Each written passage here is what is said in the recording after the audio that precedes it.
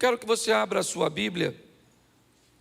No Evangelho de João, eu quero usar dois textos para fazer uma reflexão com vocês. João capítulo 1, verso de número 3. E depois nós vamos ler Colossenses 1, 16. João 1, 3, Colossenses 1, 16. João 1, 3 diz assim: todas as coisas foram feitas por Ele, e sem Ele, nada do que foi feito se fez. Ok? Agora vamos lá. Colossenses 1,16. Porque nele foram criadas todas as coisas que há nos céus e na terra, visíveis e invisíveis, sejam tronos, sejam denominações, sejam principados, sejam potestades, tudo foi criado por Ele e para Ele. Verso seguinte, põe para mim, por favor, o 17. Isso. Ele é antes de todas as coisas, e todas as coisas subsistem por Ele. Amém? Feche seus olhos. Senhor, em nome de Jesus, eis aqui a Tua palavra. Continua falando conosco e usa-me nesta hora com Teu poder, por Tua graça, por Tua misericórdia e cuidado para com a igreja que Te pertence. Que todo o ambiente de distração e tudo aquilo que possa roubar agora a atenção que deve ser canalizada para a Tua palavra, seja repreendido neste lugar. E em nome de Jesus, fala conosco aqui, com aqueles que estão conosco na internet, pelo poder do nome de Jesus. Amém. Glória a Deus. Amém. Hoje eu quero conversar com vocês sobre algumas coisas que Deus nos deu para que possamos utilizar durante a nossa caminhada aqui na terra. É importante nós entendermos esses dois textos, porque ele mostra primeiro a grandeza e a soberania de Cristo. Enquanto João diz que todas as coisas foram feitas por Ele, e sem Ele nada do que foi feito se fez, o apóstolo Paulo diz que todas as coisas são criadas nele, sejam coisas visíveis ou invisíveis, sejam tronos, principados, potestades, ou seja, ele subsiste todas as coisas. Ainda em Colossenses vai dizer que ele é o primogênito dos mortos, enquanto nós achamos que o primeiro a morrer foi Abel. A Bíblia está dizendo, e já diz isso na carta do apóstolo Pedro, que o sangue de Cristo já era conhecido antes da fundação do mundo.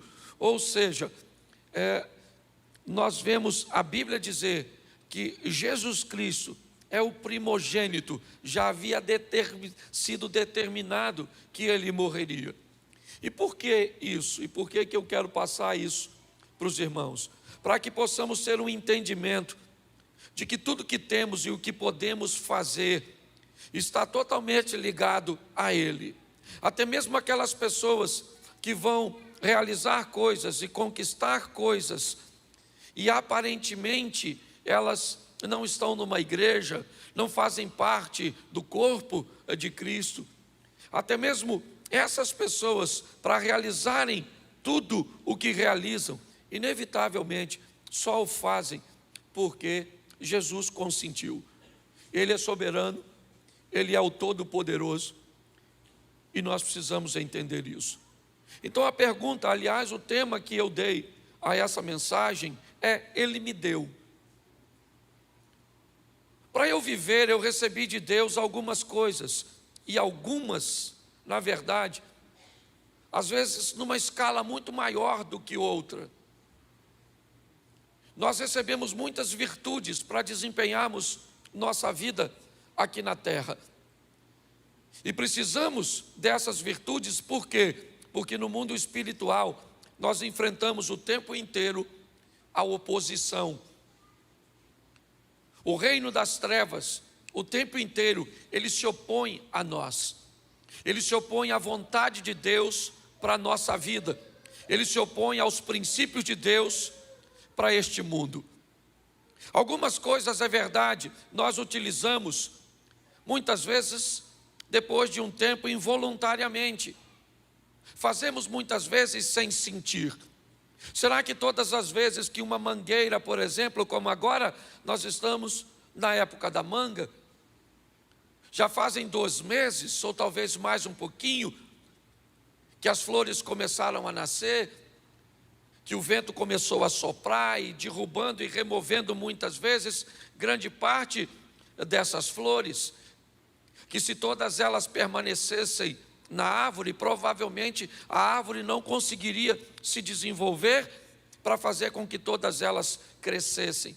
Então a oposição remove dela muitas das suas flores que não vão se tornar frutos nunca.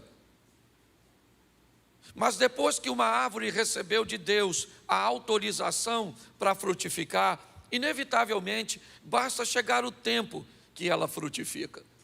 Talvez você tenha muita dificuldade, você talvez que não saiba dirigir, mas se tem uma coisa que certamente vai atrapalhar um motorista, é ele tentar entender o que ele está fazendo durante o processo da direção. Se ele prestar atenção que ele está apertando a embreagem, o freio, o acelerador, mexendo no volante, mexendo no câmbio de marcha, olhando para os retrovisores, certamente ele vai bater. Porque depois que você aprende, é um processo involuntário, você faz sem notar.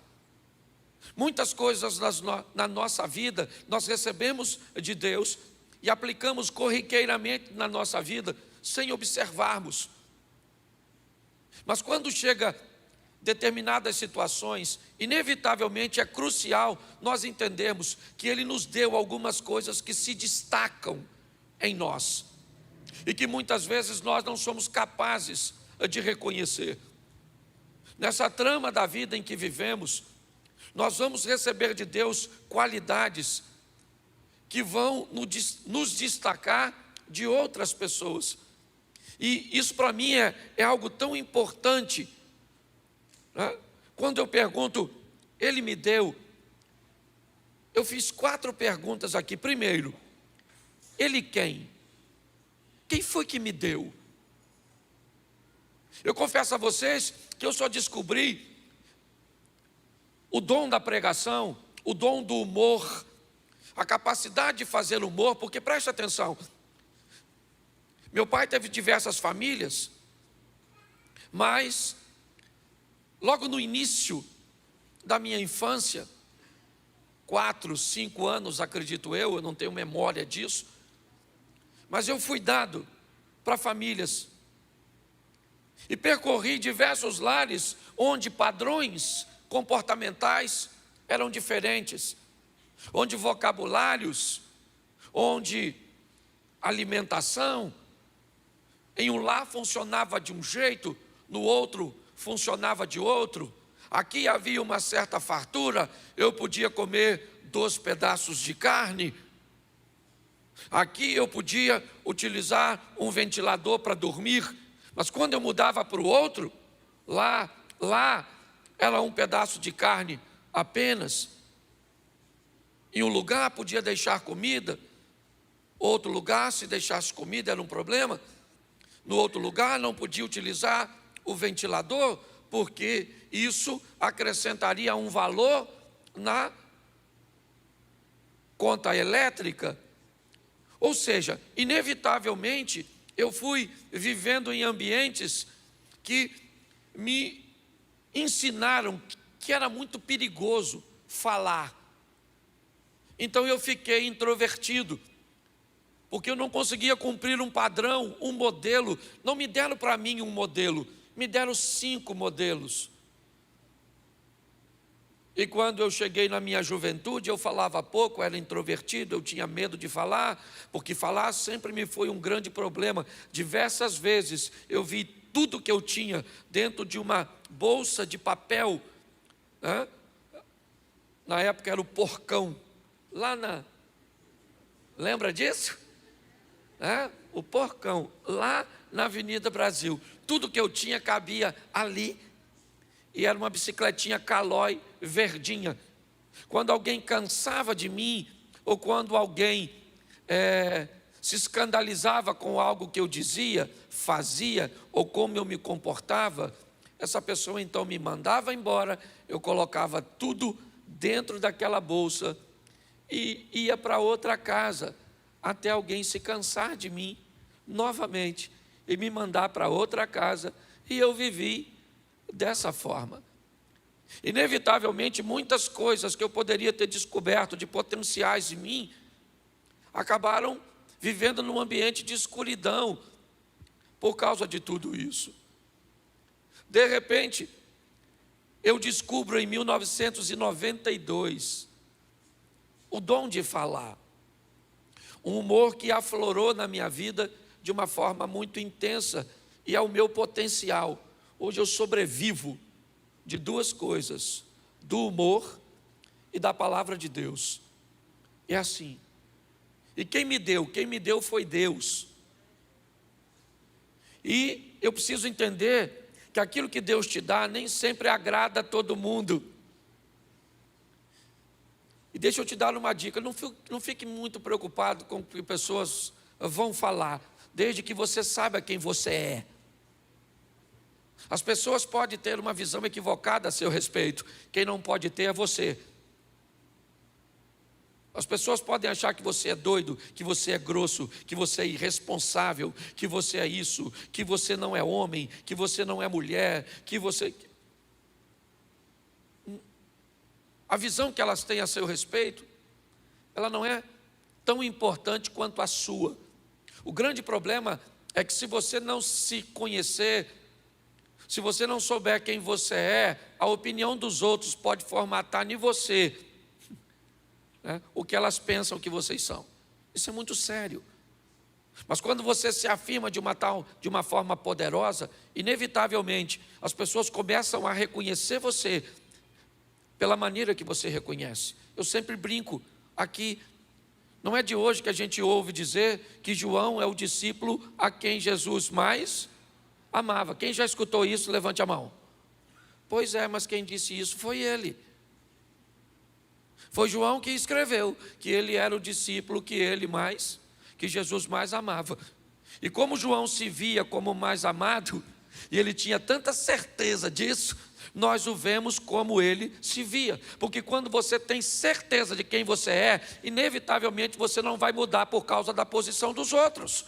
Você sabe o que Deus fez por você, como Ele te fez, e isso é importantíssimo. Porque é que muitas pessoas mudam o tempo inteiro querendo ser o que os outros pensam que elas são? Porque elas sempre estão querendo a aprovação dos outros. Então você precisa entender uma coisa: quem foi que te deu? E já já eu vou te mostrar. Ele quem? Foi Deus. Esse é o primeiro passo. E Ele te deu o quê? Ih, pastor, aí está ruim. O que Ele me deu? Eu vou te mostrar isso mais à frente, né? Você precisa saber também por que é que Ele te deu. Foi Deus que te deu? Sim. O que Ele te deu? Não sei. Tem gente que já sabe o que recebeu, mas não sabe para quê. E pior, tem gente que sabe que foi Deus que deu, sabe o que Ele deu, sabe por que Ele deu, mas não está usando. Então eu quero te mostrar isso em pessoas. Seria muito legal se todos nós fôssemos plenos, tivéssemos, né, a plenitude, mas não vai rolar. Você vai ter que aprender a viver de uma forma extraordinária com aquilo que Deus te deu e que vai se destacar. Eu vou mostrar aqui a vocês, preste atenção. Quando nós ouvimos a palavra Sansão na Bíblia, Sansão, ok? Você lembra de quê? O que ele era? O que ele era? Forte. Diga forte. Sansão era forte? Sim ou não? Sim. Então, quando nós olhamos para ele, o que se destaca nesse camarada é sua força, que alguns dizem está no cabelo. Pastor, mas não cortou o cabelo dele, ele perdeu a força. É verdade, mas eu não vi texto dizendo que a força estava no cabelo. Eu até respeito. A gente imagina que estava no cabelo, porque quando cortou o cabelo, ele perdeu a força. Lembra? Foi ou não foi? Mas para mim, o que fez Sansão perder a força não foi a queda do cabelo, foi a ausência de Deus. Quando ele se levanta pela última vez, o texto é claro em dizer: o que ele não sabia é que Deus não era mais com ele. O que indica que a força de Sansão não estava no cabelo, estava em Deus. E quando ele perde a presença de Deus na vida dele, ele fica fraco. É assim que funciona. Mas pastor, tinha que estar no cabelo? Não. O cabelo grande era o voto do nazireu, que não podia cortar cabelo. Era mais ou menos, lembra daquelas promessas que a mãe fazia quando o filho tinha um problema? O menino ia morrer.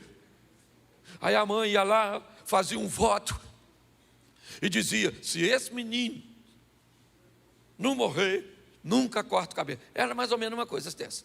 Israel não era tão incomum, né, o voto do nazireu. Ou seja, estava assim de nazireu, se é que eu posso dizer dessa forma, com cabelo grande. Mas o único que tinha cabelo grande e força era o Sansão. Por quê? Porque Deus deu para ele força. E força física, esse camarada tinha, se destacou com ela. É verdade.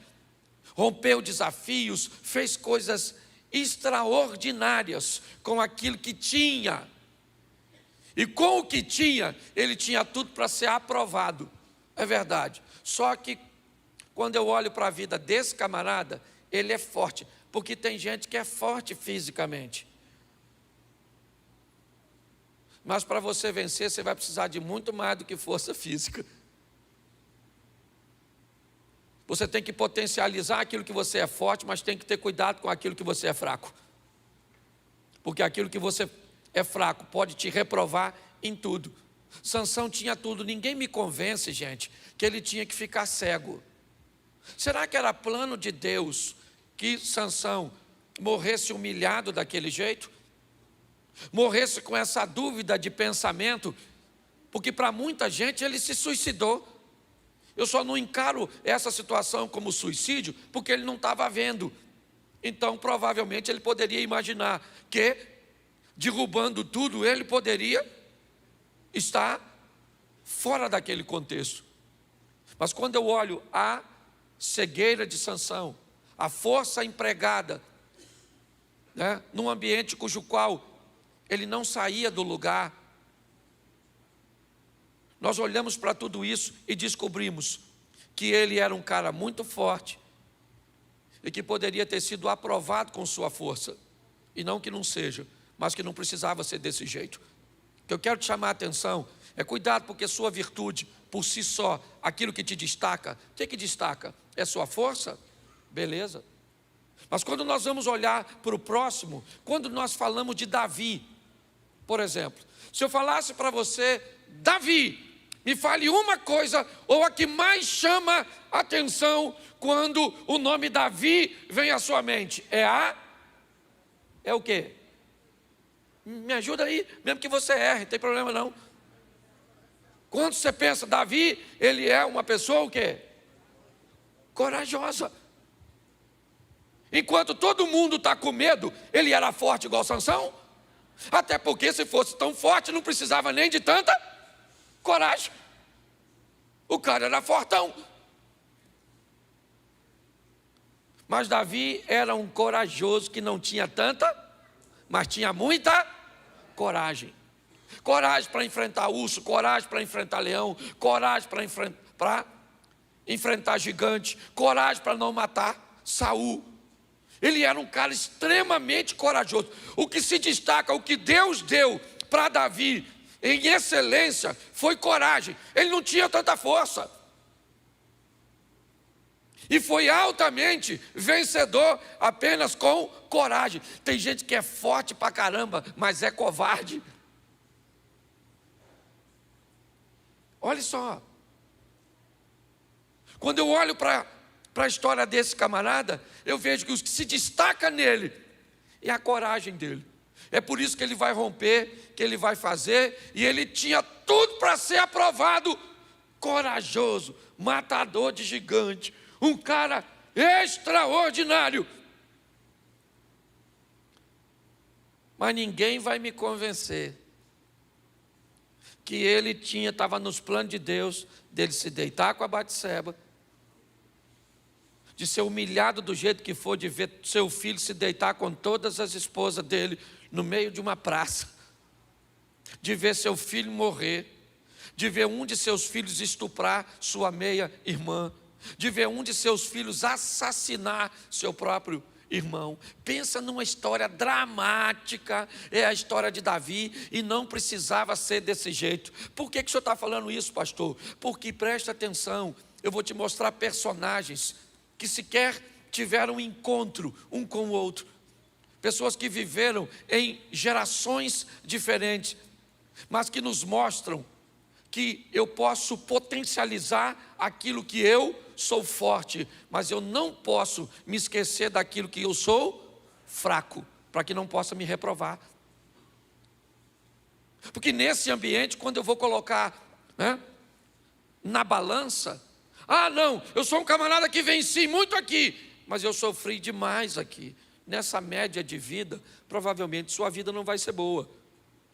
Eu vejo gente que tem tudo para vencer, mas ele tem deficiências em determinadas áreas que o impedem de vencer, o impedem de romper, o impedem de avançar. E pior, às vezes ele olha para todo o seu potencial, mas esquece de sua deficiência. Se canalizasse um pouquinho de tempo, um pouquinho de atenção para aquilo cujo qual ele é fraco, a história poderia ser outra. Está assim de gente que tem tudo para ser feliz no casamento, mas uma droga de um comportamento, uma coisa aparentemente insignificante que a pessoa não quer mudar, pega todo o casamento e joga por terra. É assim que funciona. Deus nos deu aquilo que nos destaca, é verdade, seja a coragem de Sansão, seja a força, né, a força de Sansão ou a coragem de Davi, mas eu olho e vejo que eles não foram plenos. Eles não foram plenos. E por não ter plenitude em ninguém, não é no Sansão e no Davi, é em ninguém. Se eu e você não prestarmos atenção, inevitavelmente nós vamos ter problemas. Você quer o terceiro? Vamos lá. Quando você fala de Salomão, você lembra de quê? Você lembra de? Me ajuda aí, gente. Isso, só para você falar, para ficar na sua mente. Sei que é chato, né? Você ficar falando. Se fosse para eu falar, eu subia aí e pregava, pastor. Certo? Mas é para gravar na sua mente. Você pensa no Salomão. Salomão era um cara, ele era forte como Sansão, corajoso como Davi, mas ele era sábio. Olha só, Deus deu para ele sabedoria. E ele vai ser um vencedor com sabedoria, utilizando aquilo que ele recebeu. Foi Deus que deu para ele. Foi Deus que deu a Salomão a sabedoria. Foi Deus que deu a Davi a coragem. Foi Deus que deu a Sansão a força. E eu pergunto a você, por que é que Sansão não tem força, coragem e sabedoria? Por que é que Davi, além de coragem, não tem força e sabedoria? Porque ninguém recebe tudo. Você precisa potencializar aquilo que você é bom e trabalhar aquilo que você... Mas isso parece uma coisa de cultura, você quer ver? Seu filho é muito bom em matemática, mas ele não é muito bom em língua portuguesa? Se você tivesse que colocar seu filho para estudar alguma coisa, o que você colocaria? Para ele estudar português ou matemática? Português ou matemática? Português. Pastor, ele tem que estudar português, que esse menino não é bom. Preste atenção, você está canalizando força para uma área que o seu filho é fraco. Você tem que ensinar ele que ele não pode ficar reprovado no português, mas ele tem que ser potencializado em matemática, porque aí você vai potencializar aquilo que ele é forte. O grande problema é isso, nós potencializamos aquilo cujo qual nós somos fraco, e na fraqueza você só tem que trabalhar para não ser reprovado, mas potencializar aquilo que você é forte. Quando eu olho para Salomão, eu vejo a sabedoria de Salomão, que a Bíblia é clara, que foi Deus que deu, como a força de Sansão estava em Deus, como a coragem de Davi estava em Deus, a sabedoria de Salomão também está em Deus. Ele é sábio porque Deus é com ele, e ele tinha tudo para ser um vencedor sendo sábio, mas se casa com quem não deve, se enfia no ambiente de idolatria. Salomão faz diversas coisas que muitas vezes até contraria a própria sabedoria. Enquanto Deus te dá algo para te potencializar, entenda, o diabo vai precisar criar alguma coisa para neutralizar a sua força. Esse é o propósito. Preste atenção, quem tinha dado força para Sansão, quem tinha dado força para Sansão? Deus. Mas quem é que vai trabalhar para tirar a força de Sansão? Satanás. E onde é que ele vai atacar? Onde Sansão é fraco, porque é assim que funciona. Há uma batalha no mundo espiritual para que seja removido de você e de mim a virtude que Deus colocou para que nós possamos vencer. O grande problema, por isso que eu li Colossenses 1, coisas visíveis e invisíveis, aquela que você vê, aqueles embates e aquelas crises que você é capaz de observar, mas o mundo espiritual está aí, trabalhando para que você não ore, trabalhando para que você não estude, trabalhando para que você não tenha paciência, trabalhando para que você tenha medo, trabalhando para que você não viva o que Deus tem para você. É assim que funciona.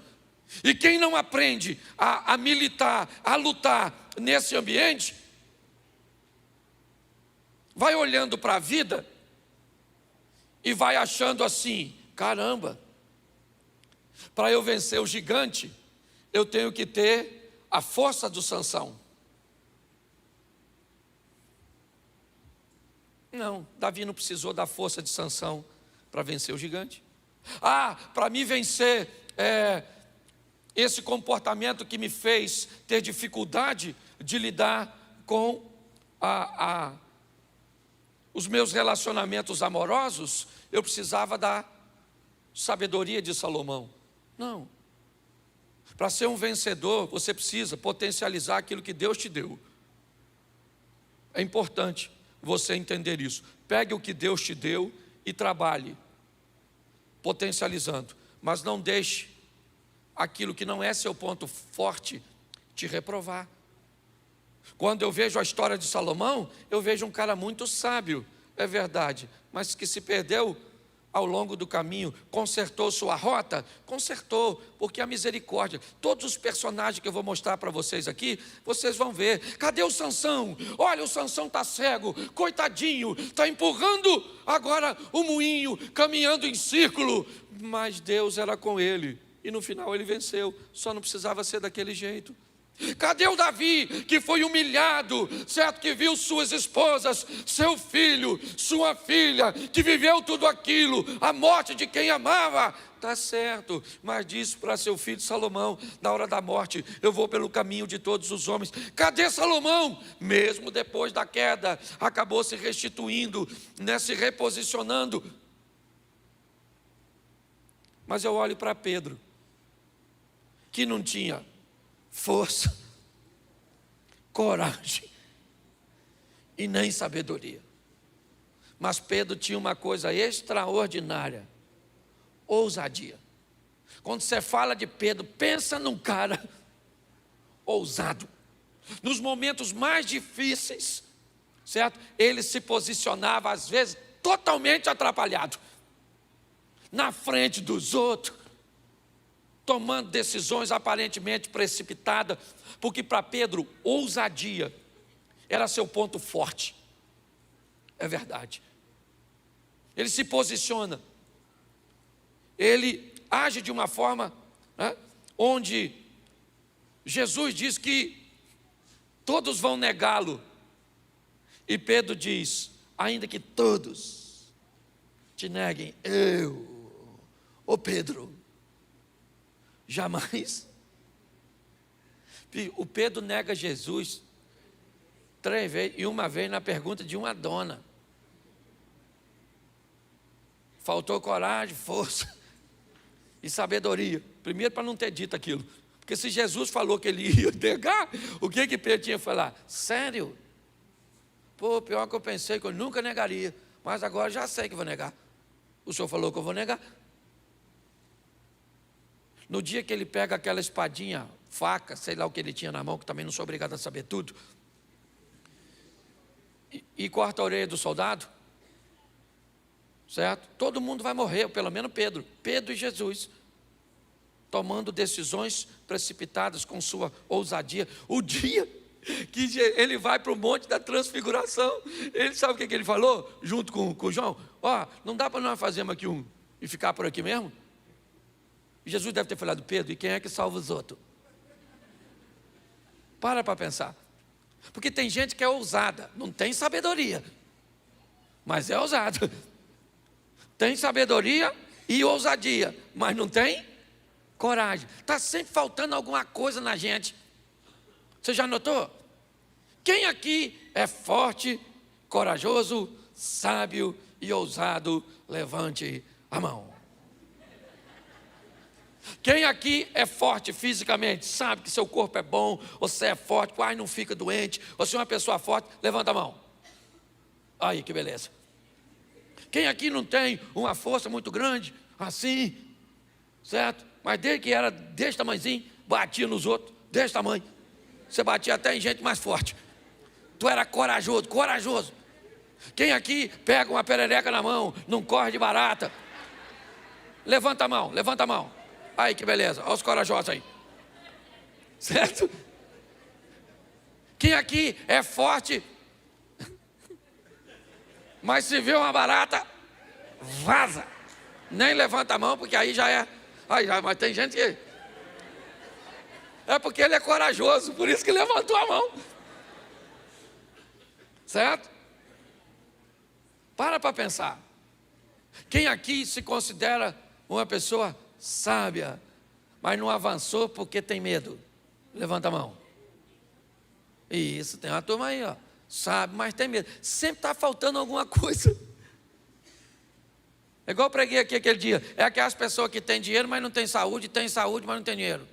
Sempre está faltando alguma coisa. Eu tenho saúde para comer 15 pudim, mas não tenho dinheiro para comer um.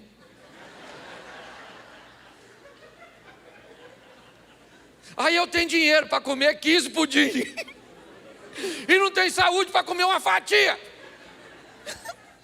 Você já notou que sempre parece que está faltando alguma coisa na gente? Assim é a vida. Aí você olha para a vida de um vencedor e pensa que ele tem tudo. Você não sabe, mas ele é deficiente em uma das áreas. É assim que funciona. Quando eu olho para Pedro, eu vejo um cara ousado, mas que não precisava ter feito aquilo que fez, sofrido aquilo que sofreu. Era só ter potencializado aquilo cujo qual ele não era tão forte. Agora preste atenção. Quando nós falamos de Abraão, você lembra de quê?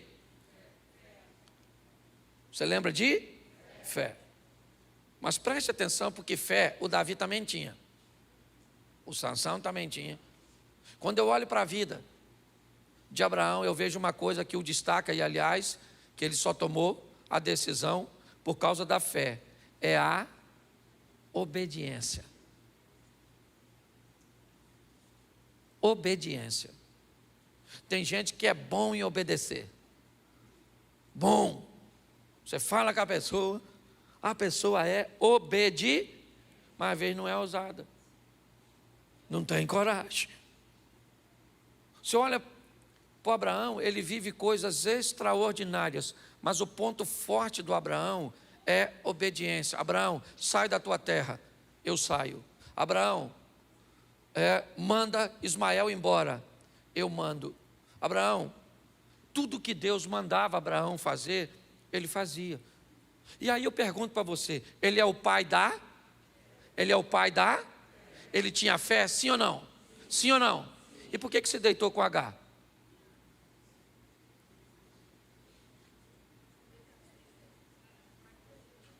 Por que é que o pai da fé deitou com a dona? Ele não é o pai da fé? Você sabe por que ele se deitou? Porque o que a Bíblia está dizendo é que Abraão não é pleno, não é perfeito. Tem áreas que ele é deficiente. Sim ou não? Então ninguém é perfeito. Ah, pastor, eu não venço porque eu não venço. Eu queria vencer, mas eu tenho assim uma deficiência. Entendeu? Eu quero ganhar dinheiro, irmão, eu quero trabalhar.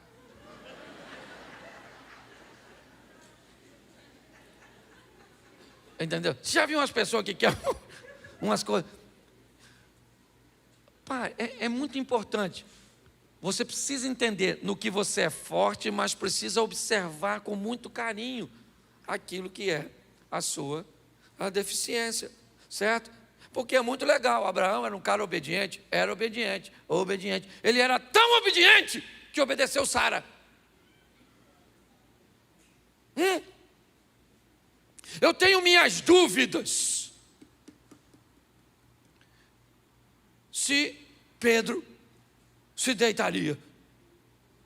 Aliás, os caras do Novo Testamento eram mais assim, pense numa turma mulherenga. Os caras do Velho Testamento.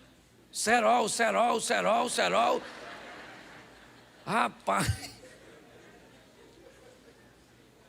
Os caras do Velho Testamento, meu irmão, deu mole, os caras pegavam. Você viu o Abraão, rapaz? 100 anos, pegou uma mulher de 90. Pô, eu fico até pensando. Sara falando para Abraão, vamos deitar, Abraão. Ô, minha filha, vai deitar você sozinha, que eu estou até com pena de você. Tinha pena não. Pegou a dona. Os caras do Velho Testamento pegavam quase ninguém. E nós?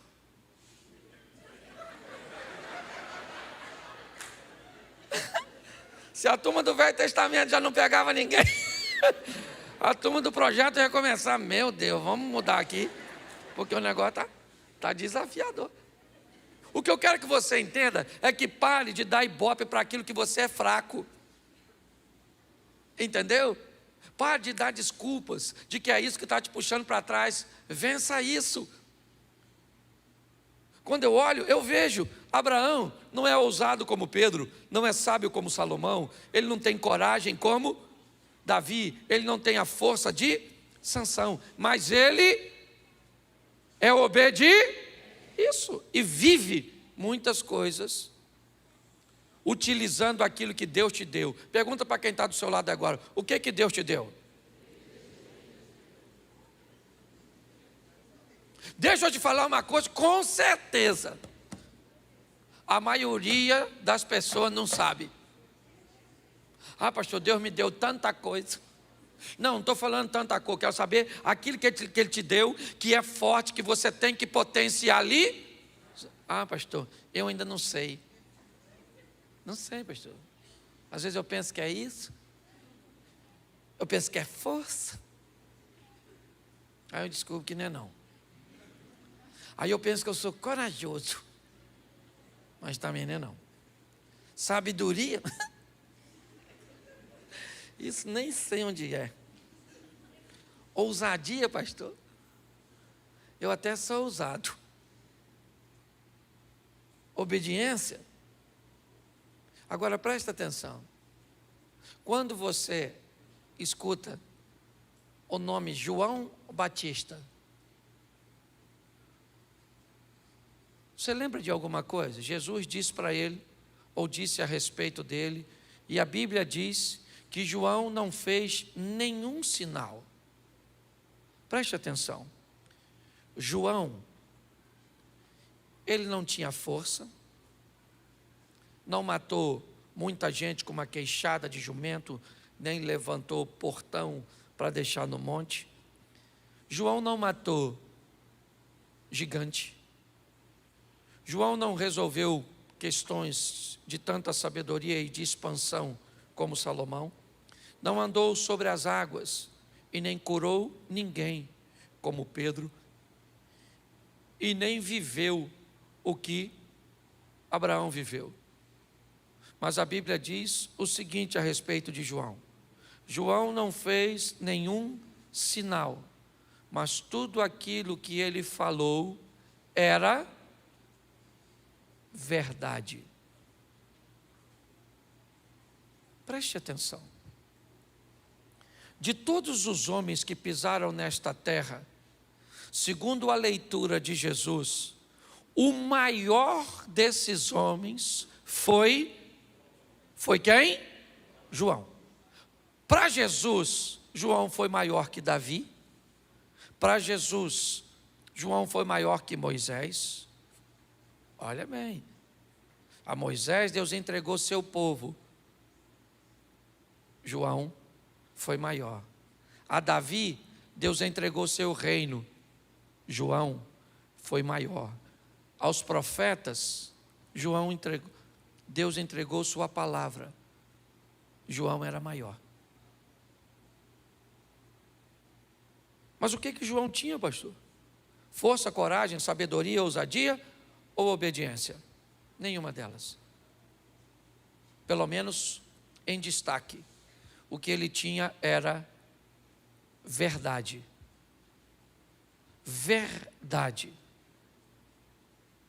Algo que é tão poderoso que a Bíblia diz que, vamos lá, o antônimo de verdade é o quê?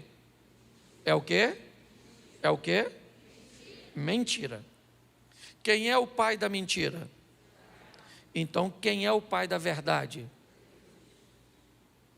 Isso é tão sério, mas tão sério, que o ambiente de pecado cujo qual nós estamos inseridos é tão intenso e tão grande, que nós sequer passamos um dia sem mentir.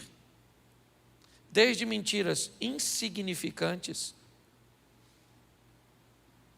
a desastrosas.